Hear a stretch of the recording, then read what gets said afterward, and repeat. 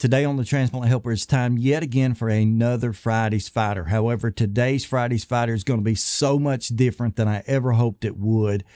And that's really because today's Friday's Fighter actually lost her battle just the other day. She's passed from this life, but that doesn't change the fact that she was a warrior among those of us who have had transplants, that she represents so much.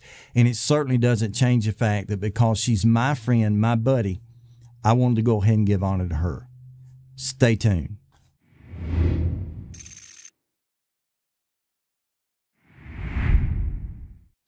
Hey folks, welcome to Transplant Helper again today. My name is Jim Merle, and yes, once again, you're watching today's edition of Friday's Fighter, the time when I try to give you 2 or 3 minutes in the spotlight to tell your story in your own words. Unfortunately, today, I'm not able to accomplish that, and I feel terrible for it. I cannot tell you the number of times my good friend Joni Badgett, or Joni Bug, as you see on the screen back here, I can't tell you the number of times she and I sat down, whether it be face-to-face in clinic, talked back and forth on Messenger, via Facebook, or whatever, and had conversations about how she and I needed to get together and produce one of these programs specifically for CF patients and lung transplant recipients. And unfortunately, we never got to do that. But I thought it would be a good time anyway, because this is Friday's Fighter and because she was such a fighter, such a warrior among us as transplant recipients, that I go ahead and give the honor to her that I know is due. And I go ahead and tell you a little bit about our story. If you back up in my life to January the 28th, 2016, I received a Facebook message on my phone from one of my mutual friends, ultimately mutual friends with Joni. Her name was Christy Harmon Dempsey. Now, basically, I went to school with Christy. I knew her from way back. You know, we'd had some dealings before, but I had no idea what the messages were going to be about. She ultimately told me that her husband's cousin was in the hospital at UAB, my transplant center, and that she had recently had a lung transplant and was, you know, at that point in time doing okay, but at the same time struggling just a bit. She then asked me if I could go by and see her if I got a chance. Now, let me back up a little bit and tell you, at that point in time, I was kind of toying with the idea of becoming the transplant helper, but I wasn't actually doing it. I was going into hospitals, visiting random people, but to this point in time, I had never been asked by a family member, a friend, or anyone to go and see anyone specific. And I had never been in, really, by that point, to see anyone that I didn't already know. So I knew it was going to be pretty uncomfortable. So I go by on, not on the 29th, but I go by on February the 9th of 2016. And for me, this is a life-changing moment, a moment I'm so thankful that I had. But I go by on February the 9th, 2016. I go in specifically to UAB that day looking for this stranger, at least, looking for Joni Badgett. Of course, I asked where her room was. They then in turn told me that she was still in CICU, or the most critical care unit of the hospital, where they put transplant patients. I was kind of hesitant about that because CICU is not necessarily a place that just anybody walks into, but nonetheless, I really wanted to get to see Joni. I really wanted to feel what I had promised I would do for Christy, so I went on up to the unit there on the 5th floor, turned left, did what I had to do, and I saw those ever protruding doors. Now, these are the doors to CICU. There are several levels of these doors that you must pass through, and typically you have to ask permission to go in. But that day, for whatever reason, I just went ahead and nudged the door. It was outside of visiting hours, but I went ahead and nudged the door and walked in. I did that through the next few sets of doors. Rounded the corner of the unit I was pretty familiar with. I had been there myself. Rounded the corner of the unit and found a door that had plastered the name on the outside, Joni Badgett. Now, this happened to be kind of one of the most critical rooms there. It was the glassed-in kind of rooms anyway. I couldn't see through it. It had glass, but then it had curtains. I couldn't see, but I went ahead and knocked on the door that day, and someone came to the door. I don't remember exactly who it was. They asked me what I needed. I said I was here to see Joni. They then kind of puzzled look on their face, and they said, well, are you her family? I said, no. They said, were you her friend? I said, actually, no. I'd just like to see her. Well, they told me that Joni was preoccupied and I'd have to come back later. You know, kind of, I guess, blew me off in a way.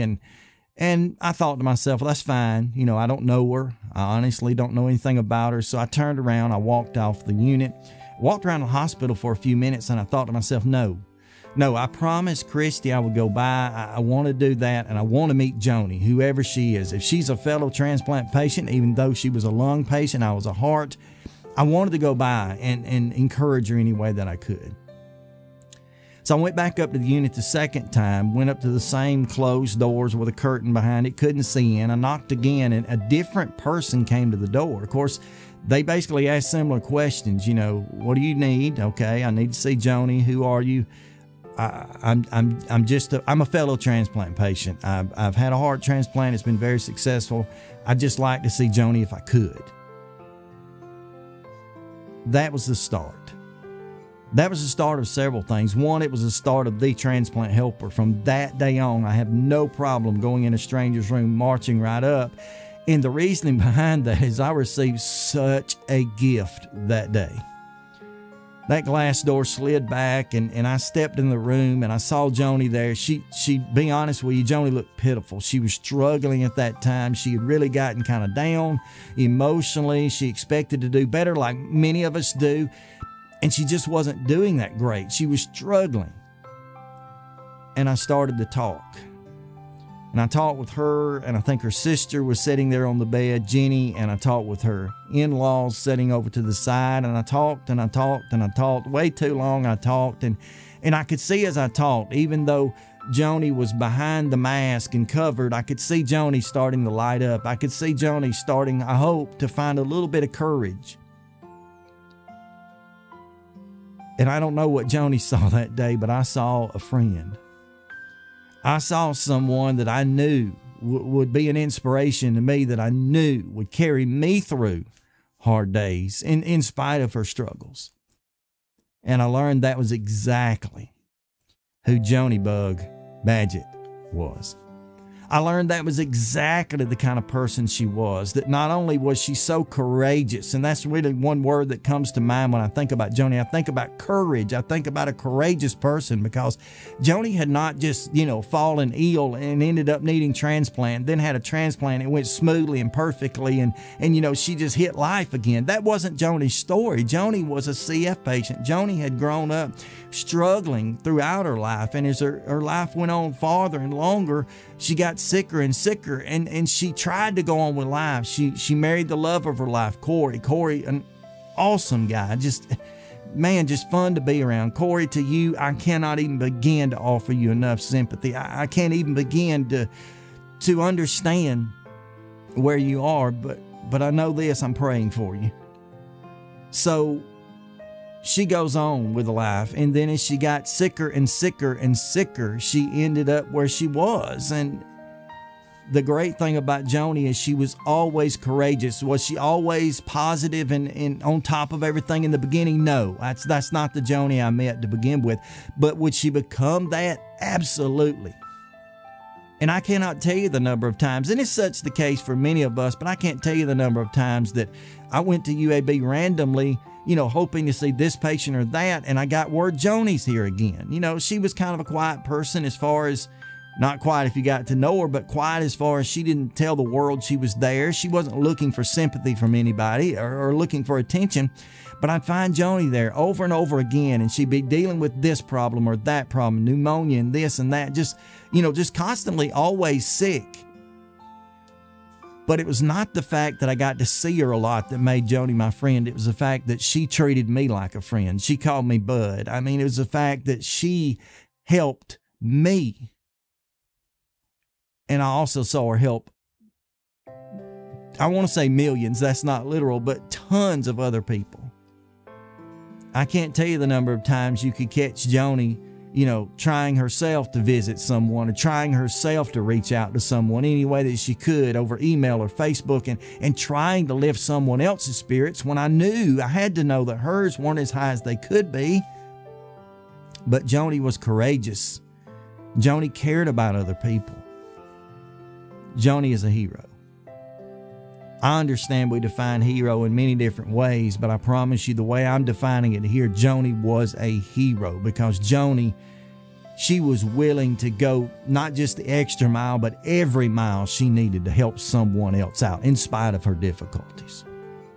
Now we fast forward throughout the next 2 years or so, and I continue to know Joni. And again, I back up to February 9th, 2016. I mark it on my calendar even as a day that I'll never forget, because one of my best friends in the transplant world, Joni. And she's such an impact and an inspiration to me, as well as so many who knew her. So I don't have adequate words, but I just know she was courageous. In addition to that, I know that Joni was, and I kind of mentioned this, she was careless. And I don't mean by that careless about herself. Obviously, when you saw Joni, especially in a hospital or a clinic, a doctor's situation, Joni was always standing up for herself. Joni was always, she knew herself inside and out. She lived with herself, so she knew. And she was always standing up, and it would be comical sometimes the way that she would not talk mean to, obviously, but the way that she could get her way with these doctors and these technicians and get things done. No, she cared about herself. I mean, she was careless to the point, however, that if anyone else had a need, it could be put above hers, and she would care less about herself. That again, that's Joni. I don't know any other way to say that's just Joni. And so I just want to thank all of her family, to Corey, to her parents, her sister, just everybody. I want to thank anybody that's ever been a part of her life, all of her friends, everybody I've encountered. And that's the thing about Joni's situation that's been different, is I've encountered nearly everybody at some time. Why? Because they're tight-knit, they stick together, and Joni was the kind of person who had people drawn to her all the time.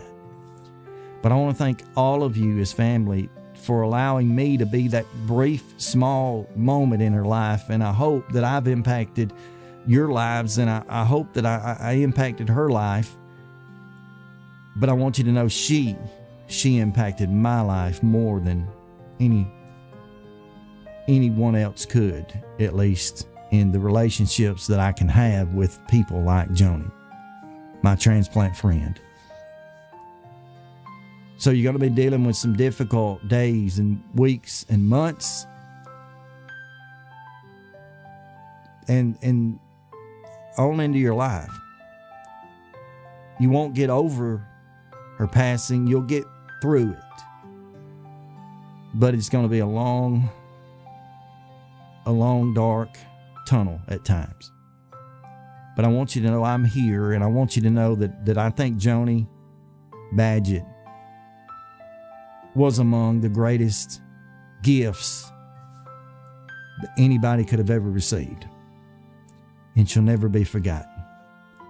I appreciate those of you who have paused to watch this, maybe who have no idea who Joni was, is, or anything. But I want you to know Joni is absolutely not just this Friday's fighter, but every Friday's fighter, as far as I'm concerned. And if you need inspiration, if you need help, characters like Joni are there to give it to you. To each and every one of you, please stay stronger, friends.